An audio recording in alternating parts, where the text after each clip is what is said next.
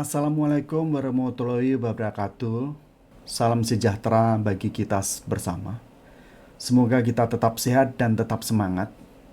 Selamat siang pada tim penguji kami, promotor Bapak Dr. Insinyur Yulizain MM, ko-promotor Ibu Dr. Hajah Nuzulul Hidayati SEMM AKCE, serta oponen ahli Bapak Dr. Lukman Hakim MM, dan Guru Besar Profesor Dr. Hamdi Hadi DEA.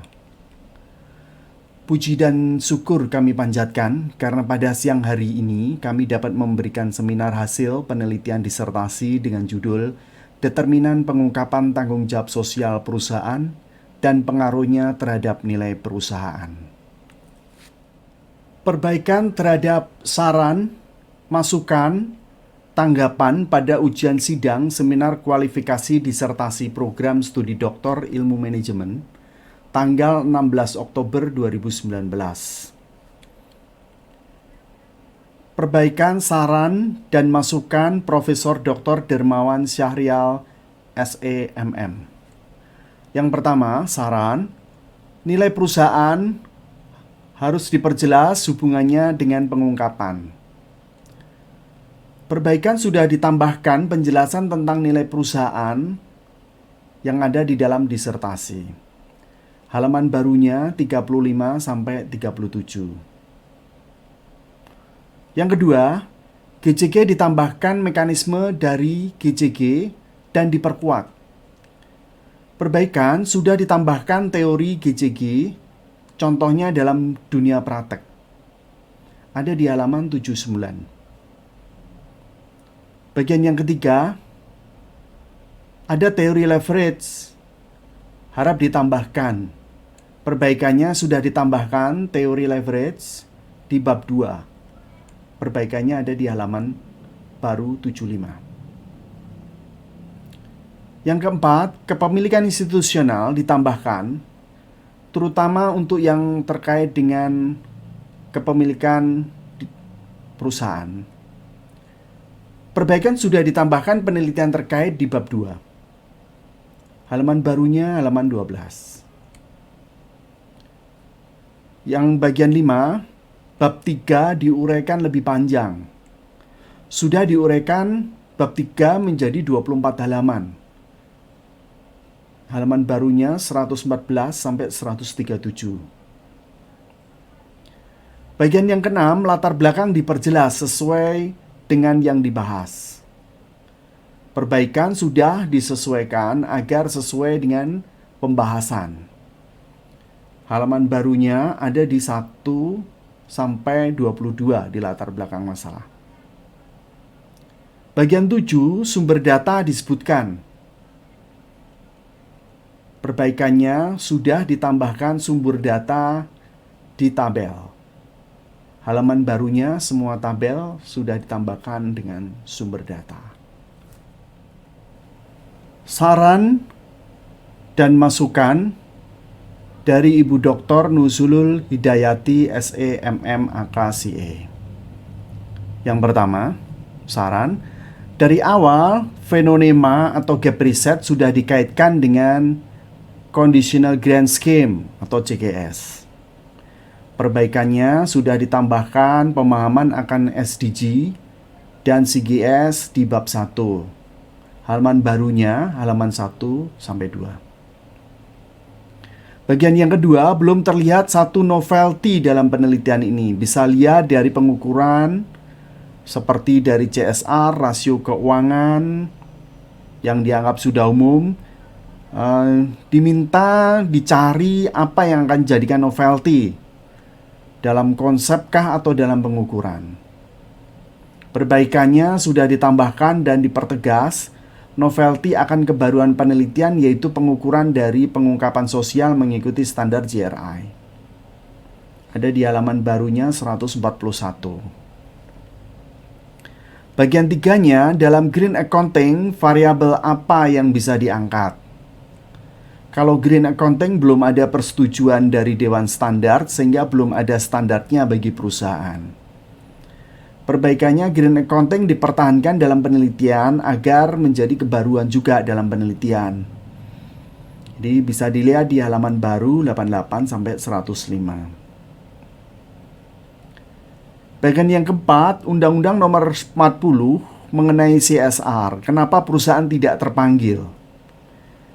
Nah, komentar ini itu kami lakukan perbaikan dengan menambahkan penjelasan di bab 1, alasan perusahaan belum melaksanakan CSR.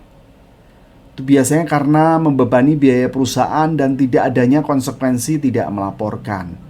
Nah, ini membuat banyak perusahaan itu tidak terpanggil untuk melaksanakan Undang-Undang Nomor 40 mengenai CSR.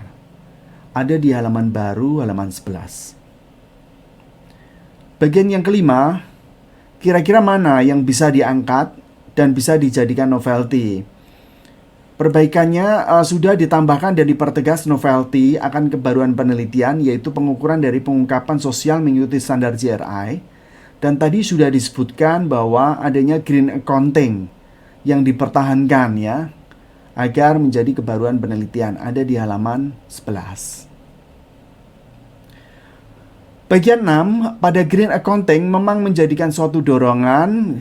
Saya diminta untuk mencari penelitian terdahulu yang mendukung penelitian ini. Jadi perbaikannya sudah ditambahkan penelitian terdahulu tentang green accounting dari jurnal internasional. Ada di halaman baru 88 sampai 105. Bagian 7 ditambahkan teori-teori yang berkaitan dengan saham dan teori stakeholder. Itu diminta untuk ditambahkan. Sudah dilakukan perbaikan. Ditambahkan teori tentang saham di signaling teori. Teori stakeholder juga sudah ditambahkan. Ada di halaman baru 45. Bagian 8 mengenai hipotesis, dukungan dari teori dan penelitian terdahulu masih sangat terbatas. Sehingga sedikit sekali pembahasan, tambahkan penelitian terdahulunya. Perbaikannya sudah ditambahkan penelitian terdahulu di bab 2 untuk mendukung teori dan membangun hipotesis. Halaman barunya 116 sampai 137. Bagian 9, masalah CSR tolong dimasukkan ke dalam sampel pada saat perusahaan rokok dan masukkan isu kontroversial. Perusahaan rokok itu persoalannya terdapat komponen variabel yang tidak lengkap, sehingga akhirnya tidak dipakai di dalam sampel. Itu perbaikan yang bisa kami lakukan. Ada di halaman 155. Bagian 10, perusahaan yang merusak lingkungan kerja diungkapkan secara terpisah. Ini sudah dilakukan penjelasan pada perusahaan yang skor green accounting-nya rendah. Ada di halaman 158. Di bagian 11, masalah teknis harus diperbaiki. Kami sudah melakukan perbaikan dengan memperbaikinya. Ada di halaman 116 sampai 137. Saran, masukan, dan tambahan dari Profesor Dr. Ismu Hajar, SEMM. Bagian yang pertama, kami diminta menjelaskan apa beda green accounting dan accounting. Pertanyaan sudah dijawab dan ditambahkan di latar belakang masalah di halaman baru, halaman 3. Yang kedua, apakah accounting prinsipalnya tetap? Nah, prinsip accounting tidak berubah pada dasarnya ya. Dan penjelasan ini sudah disajikan atau ditambahkan di halaman baru 3. Yang ketiga, apakah kira-kira ada organisasi bisnis yang sudah melakukan CSR? Nah, organisasi bisnis itu dicantumkan di dalam penelitian ini yang sudah melaksanakan CSR, khususnya yang sudah mengikuti proper ya. Itu ada di latar belakang perusahaan dan termaktub di bab 4. Itu halaman barunya 154 sampai 155. Yang keempat, tujuan penelitian dalam menulis tentang CSR ini. Nah, kami sudah mencantumkan di dalam perbaikan, ditambahkan di latar belakang masalah. Itu ada di halaman 30 sampai 33.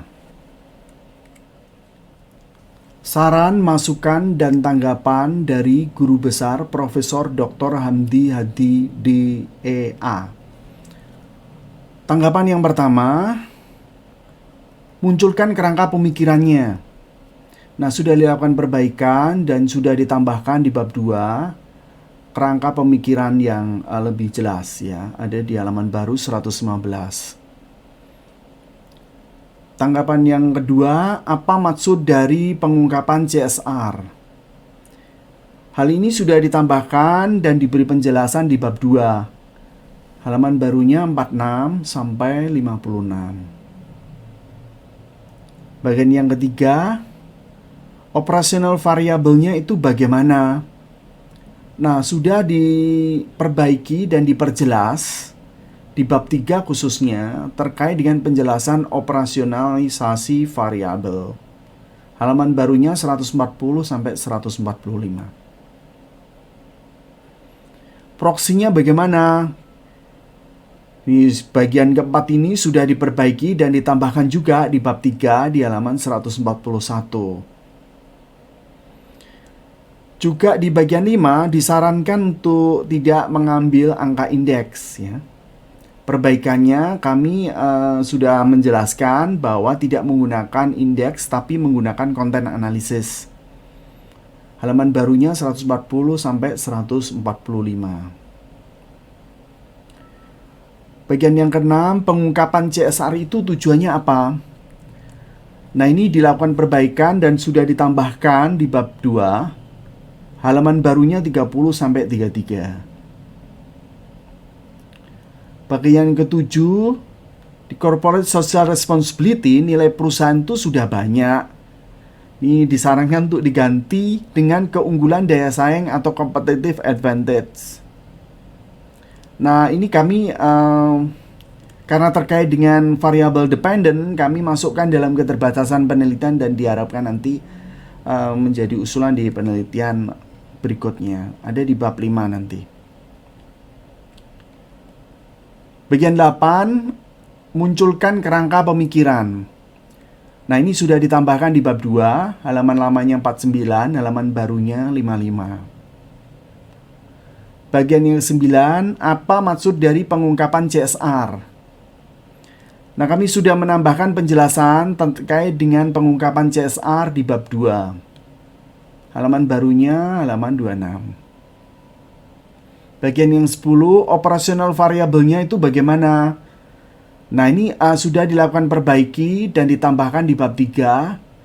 Kami tambahkan dalam sebuah tabel, begitu kami kumpulkan untuk lebih memperjelas. Ada di halaman baru 154. Bagian 11, proksinya bagaimana? Sudah diperbaiki dan ditambahkan di bab 3. Oke, kita masuk ke kerangka pemikiran dan hipotesis. Dalam penelitian ini, kami menggunakan beberapa variabel independen dan juga variabel dependent dan satu variabel intervening atau variabel mediasi.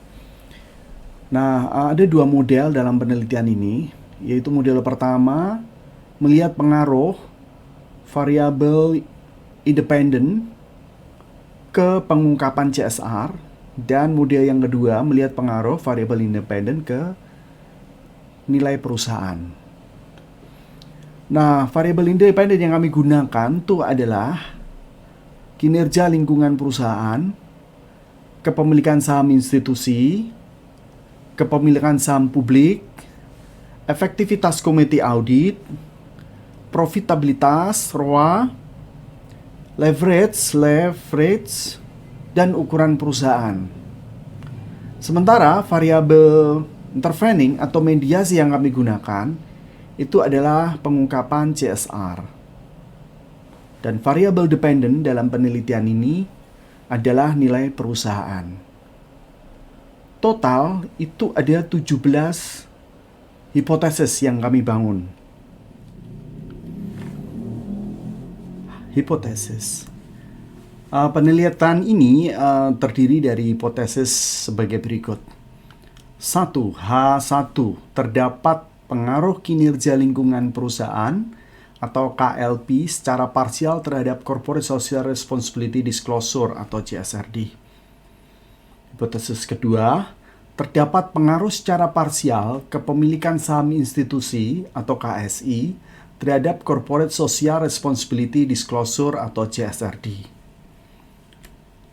H3, terdapat pengaruh secara parsial kepemilikan saham publik atau KSP terhadap Corporate Social Responsibility Disclosure atau CSRD. H4, terdapat pengaruh secara parsial efektivitas Komite Audit atau EK terhadap Corporate Social Responsibility Disclosure CSRD. H5, terdapat pengaruh secara parsial profitabilitas (ROA) terhadap Corporate Social Responsibility Disclosure atau CSRD. H6, terdapat pengaruh leverage secara parsial atau LEV terhadap Corporate Social Responsibility Disclosure atau CSRD. H7, terdapat pengaruh secara parsial ukuran perusahaan atau size terhadap Corporate Social Responsibility Disclosure atau CSRD. Dan H8, terdapat pengaruh kinerja ke lingkungan perusahaan, KLP, kepemilikan saham institusion, KSI, kepemilikan saham publik, KSP, efektivitas Komite Audit atau EK, profitabilitas atau ROA, leverage atau LEV, dan ukuran perusahaan secara bersama-sama terhadap Corporate Social Responsibility Disclosure atau CSRD. Hipotesis ke-9, terdapat pengaruh kinerja lingkungan perusahaan atau KLP secara parsial terhadap nilai perusahaan atau Tobin Skew. H10, terdapat pengaruh secara parsial kepemilikan saham institusi atau KSI terhadap nilai perusahaan atau Tobin Skew. H11, terdapat pengaruh secara parsial kepemilikan saham publik atau KSP terhadap nilai perusahaan atau Tobin Skew. H12, terdapat pengaruh efektivitas Komite Audit atau EK terhadap nilai perusahaan atau Tobin Skew. H13, terdapat pengaruh secara parsial profitabilitas atau ROA terhadap nilai perusahaan atau Tobin Skew. H14, terdapat pengaruh secara parsial leverage atau DER terhadap nilai perusahaan atau Tobin Skew. H15, terdapat pengaruh secara parsial ukuran perusahaan atau size terhadap nilai perusahaan atau Tobin Skew. H16, terdapat pengaruh Corporate Social Responsibility Disclosure atau CSRD secara parsial terhadap nilai perusahaan atau Tobin Skew. Dan yang terakhir, H17, terdapat pengaruh secara bersama-sama kinerja lingkungan perusahaan atau KLP, kepemilikan saham institusi atau KSI, kepemilikan saham publik atau KSP, efektivitas Komite Audit atau EK, profitabilitas atau ROA, leverage atau DER, ukuran perusahaan atau size, dan Corporate Social Responsibility Disclosure atau CSRD terhadap nilai perusahaan Tobin Skew. Nah, sekarang masuk di hasil dan pembahasan. Dari hasil pengujian sebelum itu disimpulkan digunakan fixed effect model. Nah, terkait dengan variabel independen yang sudah disebutkan tadi dan variabel dependennya CSRD. Di sini dari sajian yang terlihat di sini kita bisa lihat koefisiensinya 0,232532 dengan probability 0,000 gitu ya. Terus kemudian kita lihat kinerja lingkungan perusahaan. Di situ memiliki koefisien 0,066711. Positif ya ini slope-nya. Dengan T statistik 7,935739. Probability di sini 0,0000, jadi signifikan. Sementara di variabel KSI atau kepemilikan saham institusi, koefisiennya 0,223579 positif dengan T statistik 2,365823 dan probability-nya 0,0193. Berikutnya, KSP, kepemilikan saham publik, itu koefisiennya positif 0,282809 dengan T statistik 3,141176 dan probability 0,0020 signifikan. Dan EK atau efektivitas komite audit dengan koefisien 0,451640 dengan T statistik 8,072855 dan probability 0,0000. Dia signifikan positif juga. Berbeda dijumpai di variabel profitabilitas. Di sini return on investment atau ROA sebesar negatif 0,001963 koefisiennya. Dengan T statistik negatif 1,649033. Hasilnya probability-nya 0,1013 atau di atas 0,05. Ini berarti tidak signifikan pengaruhnya. Di leverage dengan variabel menggunakan debt to equity ratio, koefisiennya negatif 0,080661. Jadi koefisiennya negatif ya, slope-nya negatif dengan T statistik min 2,697604. Dan probability-nya 0,0078 signifikan. Begitu juga di variabel size atau ukuran perusahaan. Koefisiennya positif 0,082391 dengan T statistik 4,356896 dan probability 0,0000 signifikan.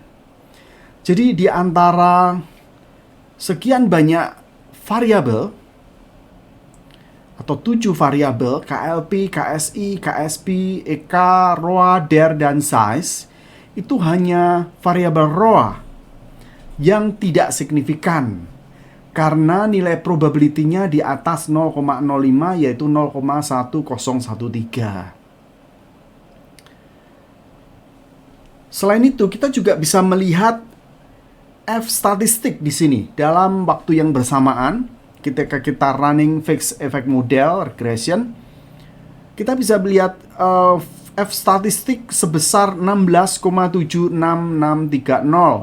atau probability F statistiknya 0,0000. Artinya seluruh variabel ini secara bersama-sama berpengaruh signifikan terhadap corporate social responsibility disclosure. Selain itu juga kita bisa melihat informasi bahwa adjusted R-square itu sebesar 0,760208. Artinya sebesar 76% variabel CSRD atau Corporate Social Responsibility Disclosure itu dapat dijelaskan oleh 7 variabel independen tadi, yaitu KLP, KSI, KSP, EK, ROA, DER, dan size. Ya, sisanya berapa? Sisanya adalah sebesar 24 ya. Dijelaskan oleh variabel di luar yang diteliti oleh peneliti saat ini. Nah, sekarang kita lihat hasil dan pembahasan pengaruh antara 8 variabel KLP, KSI, KSP, EK, ROA, DER, size, serta CSRD terhadap Tobinski atau firm value. Gitu ya. Dari hasil pengujian sebelum disimpulkan juga digunakan fixed effects model ya, untuk melihat pengaruh antara variabel independent terhadap variabel dependent Tobinski. Pada analisis tersebut terlihat nilai C koefisien 2,5703888, probabilitasnya 0,0056, dan T statistiknya 2,814328. Kita lihat kinerja lingkungan perusahaan atau KLP. Di situ koefisiennya positif ya, 0,025699. Dengan T statistik 2,624750 dan probability-nya 0,0096, ini di bawah 0,05, jadi signifikan. Kepemilikan saham institusi mempunyai koefisien negatif 0,173023 dan T statistik negatif 2,087959 dengan probability 0,0386, di bawah 0,05, kita bisa katakan signifikan. Di kepemilikan saham publik, koefisiennya negatif 0,062363, T statistiknya negatif 0,697208, dan probability-nya 0,4868. Dalam hal ini dia di atas 0,05. Sehingga bisa dikatakan bahwa pengaruhnya tidak signifikan. Di efektivitas komite audit atau EK, itu koefisiennya 0,245448, positif. T signifikannya 3,096750, serta probability-nya 0,0024, signifikan. Pada variabel ROA itu dijumpai hal yang sama, koefisiennya positif 0,007391 dengan T statistik 3,747997 dan probability yang masih di bawah 0,05 yaitu 0,0003. Nah, variabel berikutnya adalah leverage atau DER dengan koefisien positif 0,179,607, T statistiknya 5,607794, dan probability 0,00000, di bawah 0,05, signifikan. Variable size itu negatif 0,159036 dengan T statistik negatif 2,225406 dan probability yang masih di bawah 0,05 yaitu 0,0276.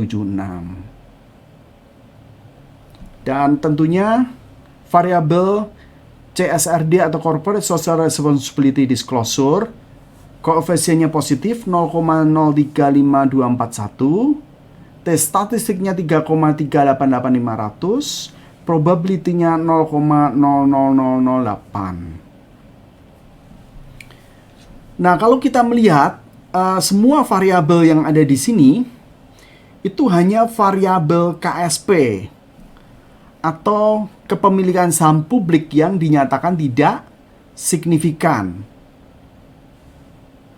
Dan juga walaupun signifikan pada kepemilikan saham institusi dan juga size itu slope-nya adalah negatif atau koefisiennya adalah negatif. Dengan data ini kita juga bisa melihat bahwa F statistik untuk melihat pengaruh secara bersama-sama semua variabel, 8 variabel ini terhadap nilai perusahaan atau Tobin Skew itu mempunyai nilai F statistik 42,47902. Di sini probability statistiknya adalah 0,00000. Atau bisa dikatakan semua variabel ini secara bersama-sama berpengaruh signifikan terhadap Tobin Skew atau nilai perusahaan. Hal lain bisa kita lihat nilai adjusted R square. Di sini terlihat 0,895549.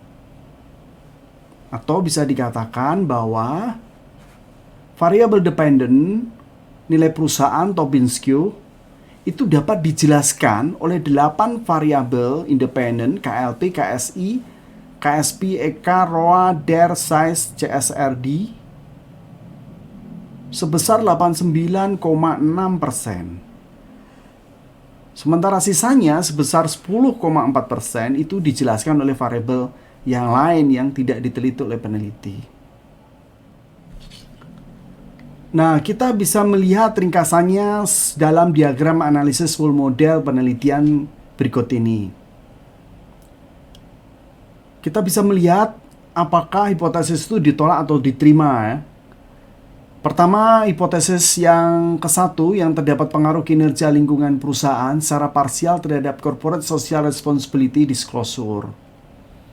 Di sini besarnya koefisien 0,06671 dan signifikan. Atau bisa kita simpulkan bahwa hipotesis pertama itu diterima.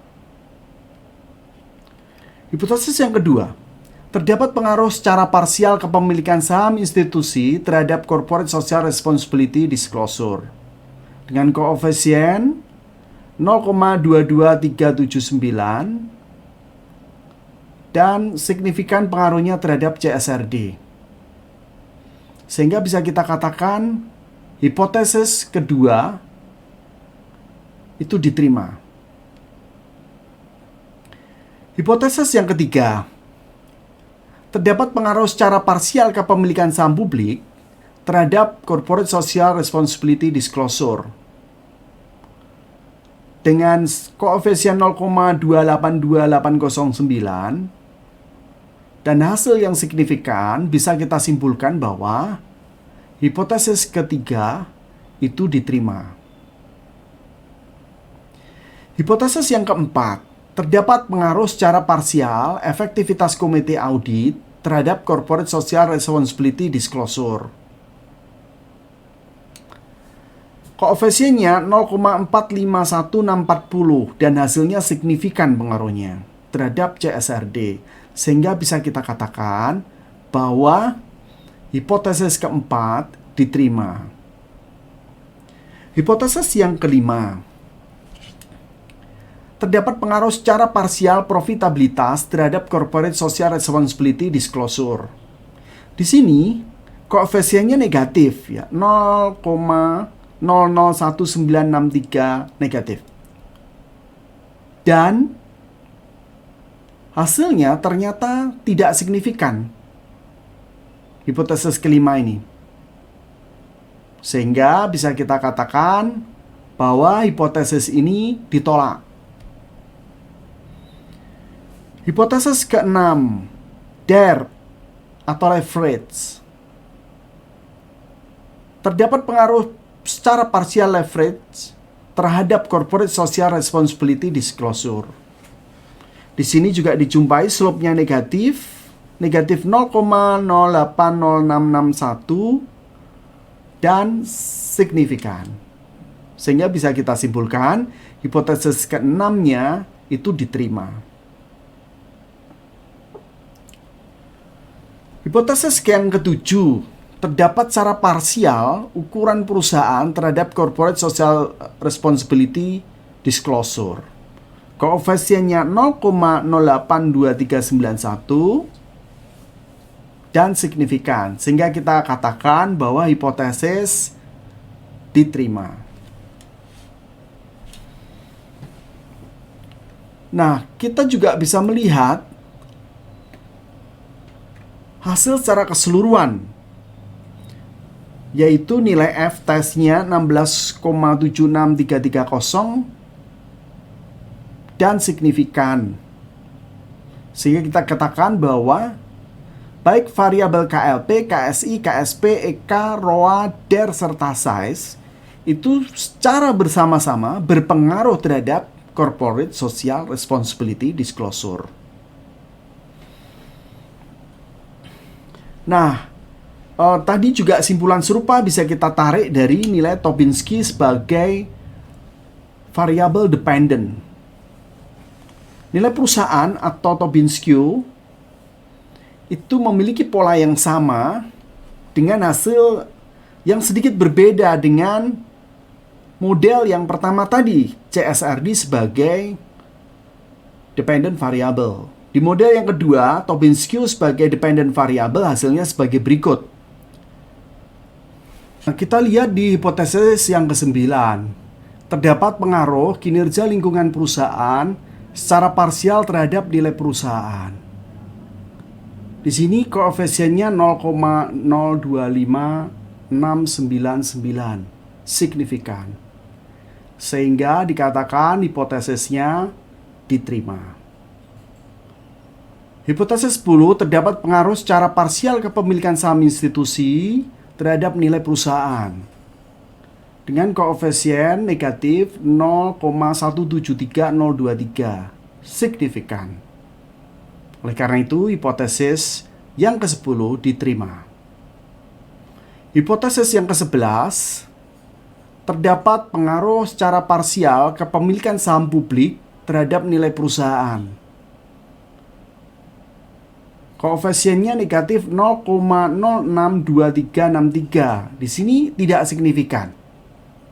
Oleh karena itu, kita bisa katakan hipotesis ke-11 itu tidak signifikan atau ditolak.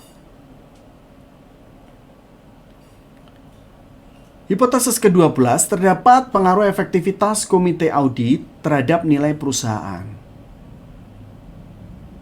dengan koefisien 0,245448, signifikan.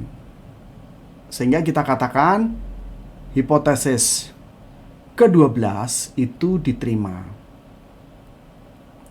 Hipotesis ke-13, terdapat pengaruh secara parsial profitabilitas terhadap nilai perusahaan dengan koefisien di situ 0,007391, signifikan. Sehingga kita katakan hipotesis ke-13 itu diterima. Hipotesis ke-14, terdapat pengaruh partial average terhadap nilai perusahaan dengan koefisien terlihat di situ 0,179607, signifikan. Sehingga kita katakan hipotesis ke-14 itu diterima. Hipotesis ke-15, terdapat pengaruh parsial ukuran perusahaan sebesar negatif 0,159036, signifikan. Sehingga kita katakan hipotesis ke-15 diterima. Hipotesis ke-16, terdapat pengaruh corporate social responsibility disclosure secara parsial terhadap nilai perusahaan dengan koefisien 0,035241, signifikan. Bisa kita katakan hipotesis ke-16 diterima. Hipotesis ke-17, terdapat pengaruh secara bersama-sama kinerja lingkungan perusahaan, kepemilikan saham institusi, kepemilikan saham publik, efektivitas komite audit, profitabilitas, leverage, ukuran perusahaan, dan corporate social responsibility disclosure terhadap nilai perusahaan atau Tobin-Skew dengan F42,47902, signifikan. Sehingga kita katakan hipotesis ke-17 ini diterima. Oke, kesimpulan ya. Di kesimpulan ini kita lihat dari hipotesa yang pertama yang melihat pengaruh kinerja lingkungan dan perusahaan terhadap corporate social responsibility disclosure. Ini disupport oleh penelitian Ilvansa et al. 2018, Adeyane Marham Ahed tahun 2015, serta Habas 2016, serta Imanina 2011. Yang pada intinya menunjukkan bahwa perusahaan memiliki kecenderungan untuk menggunakan kinerja berbasis lingkungan dan mengungkapkan informasi lingkungan untuk mendapatkan legitimasi dari masyarakat atas aktivitas perusahaan yang telah dilakukan. Nah, ini dasarnya adalah legitimasi teori. Perusahaan yang berupaya untuk memenuhi tanggung jawabnya kepada masyarakat melalui kegiatan pengelolaan lingkungan dengan harapan untuk mendapatkan legitimasi dari masyarakat dan respon positif dari stakeholder. Nah, aktivitas pelestarian lingkungan yang dilakukan itu akan memberikan nilai plus tentunya ya bagi organisasi bisnis, sehingga pemegang saham akan tertarik untuk menanamkan modal di perusahaan yang dianggap memiliki kinerja lingkungan lebih baik. Hipotesis yang kedua yang melihat kepemilikan saham institusi berpengaruh terhadap CSRD, sehingga kalimat hipotesanya diterima, disupport oleh Rindawati 2015, yang pada intinya melihat bahwa kepemilikan institusi yang tinggi itu akan menimbulkan usaha pengawasan yang lebih besar dari pihak investor institusi sebagai pemegang saham pengendali, sehingga dapat menghalangi perilaku oportunistik dari manajer dan meningkatkan kualitas keputusan investasi dalam tanggung jawab sosial. Jadi di kondisi ini, semakin besar kepemilikan institusi dalam sebuah perusahaan, maka perusahaan itu akan cenderung untuk melakukan pengungkapan yang lebih luas, akan pelaksanakan corporate social responsibility disclosure di dalam perusahaan. Hipotesis yang ketiga yaitu pengaruh kepemilikan saham publik pada corporate social responsibility disclosure. Temuan yang menyatakan bahwa hipotesis diterima itu support dari penelitian Rindawati 2015. Di sini penelitian memberikan indikasi bahwa semakin tinggi tingkat kepemilikan publik dalam sebuah perusahaan, maka tingkat informasi yang diungkapkan dalam laporan tahunan perusahaan kepada publik akan makin luas. Karena tentunya karena kepemilikan publik tadi ya, pemilik itu berusaha menjaga kepercayaan publik dan investor terkait dengan perusahaan. Dan juga tentunya akan meningkatkan nilai perusahaan, karena publik itu kan menjadi fungsi kontrol ya untuk mengawasi kegiatan manajemen atas perusahaan. Hipotesis yang keempat, efektivitas komite audit berpengaruh pada corporate social responsibility disclosure. Hipotesis ini diterima.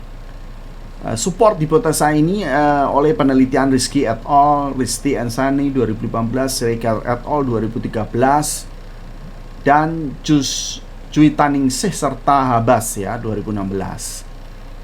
Nah, pada efektivitas komite audit itu efektif dan mampu melakukan tugasnya untuk memenuhi prinsip kewajaran, di mana komite audit memiliki kemampuan untuk memberikan dorongan pada manajemen perusahaan dalam rangka memberikan sesuatu yang wajar ya, perlakuan yang wajar, setara pada seluruh pihak yang terkait dengan kegiatan perusahaan. Terlihat nih dari nilai koefisien regresi yang besar dibandingkan dengan variabel yang lain yang mempengaruhi CSRD. Jadi terlihat di situ ya peran dari komite audit yang memberikan kesetaraan. Hipotesis yang kelima, profitabilitas berpengaruh pada CSRD. Ini hipotesis yang ditolak ya. Temuannya justru tidak signifikan. Pendukungnya adalah Sumila Tilari, Detriana, Niken 2017, Uun, dan Nur Hikmah 2017, Evelyn dan Octavilia tahun 2018. Hal ini bisa terjadi karena apa? Karena perusahaan dengan profitabilitas yang tinggi itu cenderung fokus untuk mengungkapkan gitu keberhasilan finansialnya di bidang keuangan untuk menarik investor ya, dibanding dia melakukan pengungkapan kegiatan sosial perusahaan. Jadi ini yang mendorong perusahaan-perusahaan itu fokus di pelaporan data finansial dibandingkan dengan pelaporan data yang mengungkapkan kegiatan sosial perusahaan. Hipotesis yang keenam, leverage berpengaruh pada corporate social responsibility. Hasilnya signifikan. Yang mendukung temuan ini adalah Fathia tahun 2014, XBC tahun 2013, Barnea tahun 2010, dan masih banyak peneliti yang lain. Hal ini mengindikasikan sebetulnya kalau dikatakan leverage itu berpengaruh pada CSRD adalah khususnya berpengaruh negatif ya, mengindikasikan dari posisi utang dapat mendorong peningkatan dan penurunan CSRD. Ketika posisi leverage perusahaan terus mengalami peningkatan, asumsi pasar itu akan terbentuk di sini. Sehingga mereka membuat kesimpulan bahwa perusahaan itu memiliki ketergantungan yang tinggi pada hutang. Dan risiko untuk melaksanakan kegiatan investasi dalam perusahaan menjadi relatif tinggi. Jadi itu yang terjadi yang membuat penyajian laporan dari CSRD itu berbanding terbalik dengan leverage perusahaan. Hipotesa yang ketujuh, ukuran perusahaan berpengaruh pada CSRD. Hasilnya juga diterima dan signifikan ya. Ini mengindikasikan apa sih? Mengindikasikan ukuran perusahaan dengan pengungkapan tanggung jawab sosial itu dapat dijelaskan dengan teori-teori keagenan di mana hubungan agen terjadi antara prinsipal dan manajemen membuat manajer itu terbeban untuk mempertanggungjawabkan sumber daya yang dikelolanya. Nah, ini pada perusahaan-perusahaan yang besar akan mengungkapkan informasi lebih banyak dibandingkan dengan perusahaan kecil sebagai upaya untuk mereduksi biaya keagenan yang muncul. Bagaimanapun juga itu kan butuh pembebanan biaya. Ya, yang support dengan penelitian ini adalah Majid tahun 2015, Sumila 2017, Gaisani 2016, Krishna 2016, dan Sembiring tahun 2006. Nah, pengaruh simultannya dari variabel-variabel sebelum seperti kinerja lingkungan, perusahaan, kepemilikan saham institusi, kepemilikan saham publik, efektivitas komite audit, profitabilitas leverage, dan ukuran perusahaan dikatakan berpengaruh signifikan terhadap CSRD. Itu ada di hipotesis ke-8. Nah, yang support dari penelitian ini atau yang mendukung hasil penelitian ini adalah Krishna, Natipulu tahun 2016 serta Sari et al tahun 2013. Dasarnya adalah sebetulnya teori signaling ya, atau teori sinyal ya, signaling teori yang mengatakan bahwa pengungkapan tanggung jawab perusahaan yang rendah oleh manajemen itu akan memberikan sinyal negatif bagi pasar dan sebaliknya. Peningkatan pengungkapan tanggung jawab perusahaan menunjukkan bahwa manajemen yakin bahwa prospek masa depan perusahaan merupakan sinyal yang positif ya, sehingga direspon positif juga oleh pasar.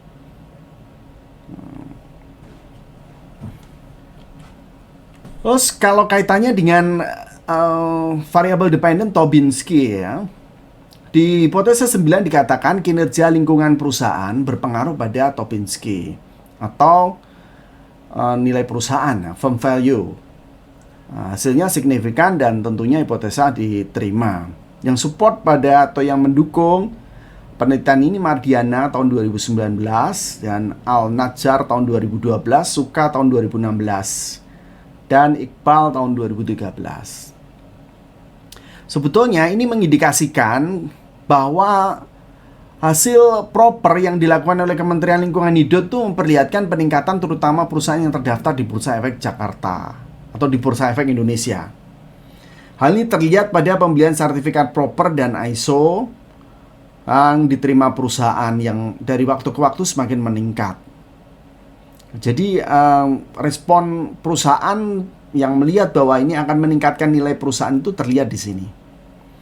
Nah, hal ini tentunya bila perusahaan tersertifikasi atas pengelolaan lingkungan, corporate social responsibility, itu akan mendorong perusahaan meningkatkan kinerja perusahaan dalam pengelolaan lingkungan dan pengelolaan perusahaan, lingkungan perusahaan.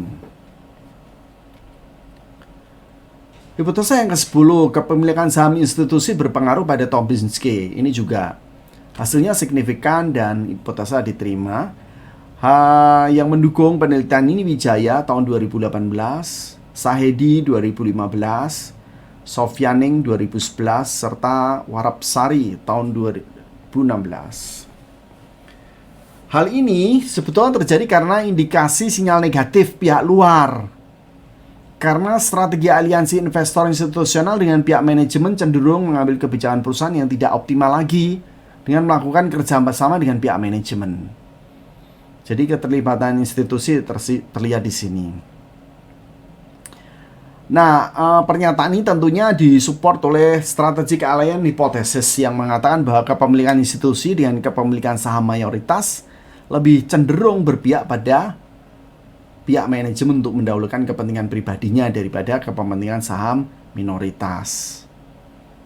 Dan ini juga tentunya didukung oleh argumen negative entrenchment effects yang menyatakan bahwa pemegang saham mengendalikan manajemen untuk kepentingan pribadi dengan melakukan pengambil alihan terhadap pemegang saham minoritas. Di hipotesis yang ke-11, kepemilikan saham publik berpengaruh pada Topinski, ini temuannya adalah tidak signifikan. Jadi hipotesa ditolak. Yang mendukung atau support pada penelitian ini adalah Matondang et al. Tahun 2016, XBC et al. Tahun 2013, Ruan tahun 2011. Hal ini karena apa? Karena mengindikasikan semakin rendah tingkat kepemilikan publik dalam perusahaan, maka tingkat pengungkapan informasi yang diungkapkan dalam laporan keuangan perusahaan akan makin luas. Hal ini dilakukan untuk menjaga kepercayaan publik dan investor pada perusahaan. Dan juga itu sebetulnya untuk meningkatkan nilai perusahaan karena publik memiliki fungsi kontrol untuk mengawasi kegiatan manajemen perusahaan. Oleh karena itu, pemilikan publik mampu membatasi masalah agensi yang muncul dalam perusahaan yang mungkin terjadi karena adanya perbedaan kepentingan tadi antara pemegang saham dan manajer perusahaan, sehingga meningkatkan nilai perusahaan. Hipotesa yang ke-12, efektivitas komite audit berpengaruh pada Topinski. Ini hasilnya juga signifikan dan hipotesa diterima. Yang support pada penelitian ini, hasil penelitian ini adalah Bridge tahun 2007 dan Onassis tahun 2016. Temuan ini mengindikasikan bahwa meningkatnya peranan komite audit sejalan dengan pandangan teori agensi yang mengatakan bahwa praktek kecurangan yang dilakukan oleh agen hingga berdampak pada turunnya nilai perusahaan dapat diminimalisir dengan adanya mekanisme pengawasan dan monitoring yang dilakukan oleh komite audit. Jadi peran audit ini besar ya untuk meminimalisir tadi turunnya nilai perusahaan. Hipotesa ke-13, profitabilitas berpengaruh pada Topinski. Ini signifikan dan hipotesa diterima. Yang support pada hasil penelitian ini adalah Indasari tahun 2018, Tui et al. 2017, Lanti 2015, Dewi 2015, dan Prastika tahun 2013. Temuan ini mengindikasikan bahwa semakin besar tingkat profitabilitas, maka makin tinggi nilai perusahaan. Makin tinggi tingkat profitabilitas perusahaan, makin besar tingkat kemakmuran yang diberikan perusahaan pada pemegang saham. Jadi semakin besar tingkat kemakmuran yang diberikan oleh perusahaan, menarik minat tentunya investor untuk memiliki perusahaan tersebut dengan memberikan pengaruh positif terhadap harga saham di pasar. Dengan kata lain, ini akan meningkatkan nilai perusahaan. Semakin profit, dia akan mendorong perilaku positif ya di pasar untuk melakukan investasi. Hipotesa ke-14, leverage berpengaruh pada Topinski. Ini signifikan dan hipotesa diterima. Yang mendukung penelitian ini adalah Sutama 2018, Devianasari 2015, Pirasantini tahun 2013, dan Chengs tahun 2011. Pengaruh ini yang dikatakan berdampak pada Topinski itu mengindikasikan leverage yang diproksi dengan debt equity ratio yang meningkat itu memiliki fungsi positif ya, mendongkrak posisi keuangan perusahaan. Ya, dampaknya apa ya? Dampaknya meningkatnya penjualan, meningkatkan laba, akhirnya meningkatkan nilai perusahaan. Karena pada dasarnya ini adalah upaya untuk menggalang dana untuk mengembangkan usaha. Hipotesa ke-15, ukuran perusahaan berpengaruh pada Topinski. Ini juga signifikan dan hipotesa diterima. Yang mendukung hasil penelitian ini Octaviani 2019, Eka 2017, dan Crutchley tahun 89. Temuan ini mengindikasikan bahwa tidak sejalan dengan teori bahwa semakin besar ukuran suatu perusahaan, makin mudah perusahaan memperoleh sumber pendanaan. Kemungkinan yang diterangarai terjadi dari hasil penelitian ini bahwa perusahaan lebih cenderung menyukai pendanaan internal dibandingkan dengan hutang. Sehingga ukuran perusahaan tidak memiliki pengaruh terhadap penggunaan sumber dana eksternal. Jadi mau ukuran size perusahaannya besar sekalipun, asetnya juga tidak berpengaruh karena mereka lebih suka pendanaan internal tadi. Hipotesa ke-16. Pengungkapan corporate social responsibility berpengaruh pada firm value. Ini signifikan dan diterima. Yang support pada penelitian ini adalah Feng et al. 2017, Griselda 2019, Fascia 2018, dan beberapa peneliti yang lain. Hasil temuan ini mengindikasikan pengungkapan tanggung jawab sosial perusahaan masih menjadi isu yang sentral saat ini ya. Dan makin populer dari waktu ke waktu dan dianggap penting. Karena apa? Karena makin banyak kalangan dunia usaha atau pihak terkait merespon pelaksanaan tanggung jawab sosial perusahaan. Beberapa negara di Eropa sudah mensyaratkan itu untuk syarat sebagai perdagangan luar negeri, misalkan syarat untuk produk-produk yang dilabeli produk-produk yang ramah lingkungan dan lain sebagainya. Hipotesa ke-17 ini melihat pengaruh bersama-sama atau simultan dari kinerja lingkungan perusahaan, kepemilikan saham institusi, kepemilikan saham publik, efektivitas komite audit, profitabilitas leverage, ukuran perusahaan, dan pengungkapan corporate social responsibility secara bersama-sama berpengaruh terhadap firm value atau Tobinski. Yang support pada penelitian ini hasilnya sama adalah Nirmala 2016, Fauci 2015, dan Ruan tahun 2011. Nah, konsep yang mendasari itu adalah signaling teori yang mengungkapkan tanggung jawab sosial perusahaan. Itu semakin tinggi tanggung jawab sosial perusahaan itu akan memberikan sinyal positif bagi pasar dan nilai perusahaannya. Jadi semakin manajemen yakin akan proses masa depan, prospek masa depan perusahaan dan merupakan sinyal yang direspon positif oleh pasar, ini akan membuat struktur modal perusahaan menentukan ya untuk melihat perkembangan usaha dan juga bagaimana investor itu merespon di dalam perusahaan. Implikasi penelitian. Kita melihat beberapa hal, yaitu implikasi teoritis, implikasi manajerial, dan beberapa implikasi yang lain. Untuk implikasi teoritis, tentunya penelitian ini berkontribusi dalam pengembangan teori akuntansi dan investasi pada pasar saham. Semakin baik corporate social responsibility disclosure dilakukan perusahaan, maka stakeholder akan memberikan dukungan penuh perusahaan untuk aktivitasnya. Dan ini tentunya akan meningkatkan kinerja dan nilai perusahaan. Firm value-nya akan meningkat. Dalam meningkatkan nilai perusahaan, itu perusahaan harus memaksimumkan kekayaan kesejahteraan para pemegang saham. Sehingga tujuan perusahaan dapat dicapai melakukan pelaksanaan fungsi manajemen keuangan dengan hati-hati. Sedangkan implikasi manajerialnya, ini diharapkan perusahaan akan memberikan pedoman ya. Hasil penelitian memberikan pedoman bagi manajer untuk menjalankan fungsi manajemen keuangan perusahaan. Khususnya dalam membuat keputusan terhadap nilai perusahaan atau firm value, itu harus memperhatikan faktor lingkungan perusahaan, kepemilikan saham institusi, kepemilikan saham publik, efektivitas komite audit, profitabilitas, leverage, ukuran perusahaan, dan corporate social responsibility disclosure. Jadi yang variabel digunakan ini akan menjadi perhatian di masa depan. Penelitian ini tidak jauh dari keterbatasan penelitian. Jadi ada beberapa hal yang bisa diperhatikan, di antaranya adalah terdapatnya keterbatasan penelitian ini karena belum terlihat ya hubungan antara variabel penentu yang biasanya dapat dianalisis dengan analisis jalur atau path analysis. Terus kemudian juga belum dimasukkan beberapa variabel yang di luar yang diteliti saat ini,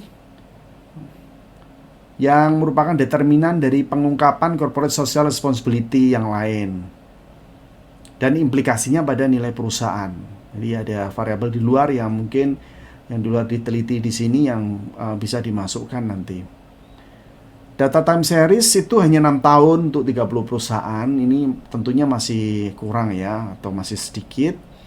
Mungkin peneliti selanjutnya harus menambahkan horizon waktu dan diharapkan menambah jumlah perusahaan ya, dengan melihat scope yang lebih luas.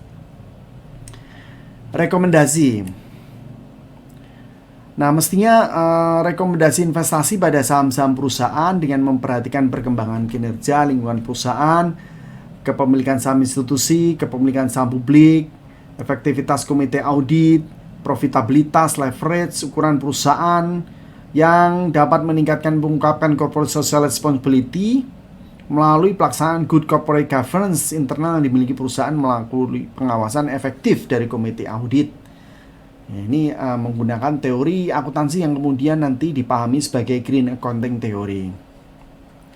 Juga diharapkan untuk meningkatkan nilai perusahaan pada perusahaan sektor manufaktur yang terdaftar di Bursa Efek Jakarta, di Bursa Efek Indonesia, dan harus memperhatikan perkembangan kinerja lingkungan perusahaan, kepemilikan saham institusi, kepemilikan saham publik, efektivitas komite audit, profitabilitas, leverage, ukuran perusahaan, dan mengungkapkan corporate social responsibility melalui penerapan green accounting teori, signaling teori, pecking order teori, stakeholder teori, dan teori legitimasi. Dan yang terakhir itu mestinya ada pengawasan menyeluruh ya yang dilakukan oleh komite audit. Bukan hanya pengawasan di bidang reporting financial saja, tapi juga perilaku yang ada untuk menjalankan operasional perusahaan yang diharapkan nanti bisa berjalan dengan efektif dan mempengaruhi firm value perusahaan.